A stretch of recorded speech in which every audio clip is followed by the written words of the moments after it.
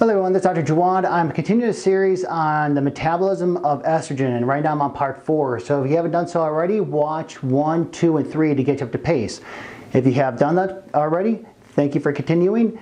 And if you haven't done so already, please hit the like button down below, subscribe, share with a friend, and also leave a comment. I do answer a lot of the questions, and I like comments, and if you like it, please let me know why you like it. And if you don't like it, please let me know that too, because a lot of people who don't like videos, they never leave the reason why, and we're always kind of curious on why don't you like this video. So let me continue on part 4.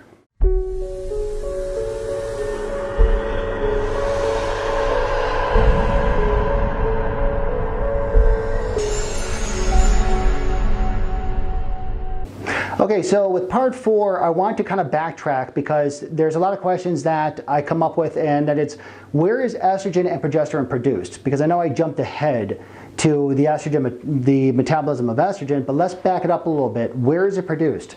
Estrogen progesterone is produced, again, in the reproductive years in the ovaries, okay? And they go through a cycle. You have the menstrual cycle, days 1 through 5, and then you have 6 through 14. This is when you're developing. This is called the follicular phase. So this is when the uterine lining is growing and growing and growing, and then finally on day 14, you have ovulation, you have the spike of what's called luteinizing hormone, and then you enter the next phase, which is the luteinizing phase. And this is more progesterone friendly, and what happens is that this is where the maturation of your uterine lining happens, progestation. So the function of estrogen is really cell replication, while progestation, is the maturation of the uterine lining. And if you don't get pregnant, what happens? The hormones go for a dip, you shed their uterine lining, and the menstrual cycle starts all over again. So when it comes to the development of the primary follicle, okay, you start off and everything is working synergistically. So what happens is that when the secondary follicle matures or gets produced, that's where you have this formation of estrogen and progesterone. And there's a signal that's released by the pituitary gland. So you have two different types of cells. You have thecal cells, you have granulosa cells that are within the ovary. And they all do different things. So you have a signal that comes from the pituitary gland, which is with the anterior pituitary gland, and you have luteinizing hormone and follicle stimulating hormone.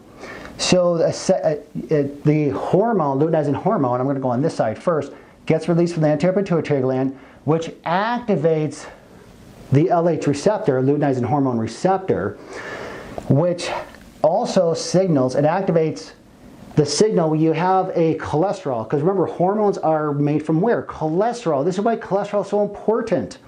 So we do have a receptor, a low-density lipoprotein receptor on the cells, and you see on their both sides, coming in from the bloodstream. So what happens? Cholesterol gets absorbed, enzymes break it down to progesterone, which then breaks it down to androgens. Now here's the thing, there is no enzyme aromatase within the thecal cells that converts the androgens to estrogens. So how does that happen? Okay, so where is the estrogen produced? Now remember, so the thecal cells don't contain the enzyme aromatase. So the androgens diffuse across the basement membrane into the granulosa cells. The granulosa cells contain the enzyme aromatase, which converts into the estrogens. Then the estrogens diffuse into the bloodstream, and they get dispersed from there. Now the thing is, which is interesting, is that estrogen has a positive feedback loop on the hypothalamus and the anterior pituitary gland. So the granulosa cells, the thing about the granulosa cells is that they have the ability to respond to luteinizing hormone stimulation because there is a receptor on the granulosa cells. But the safety mechanism is the low-density lipoprotein particles, the LDL, that's just your cholesterol, it cannot cross the basement membrane. Can't cross the basement membrane. So what happens, it cannot make progesterone before ovulation.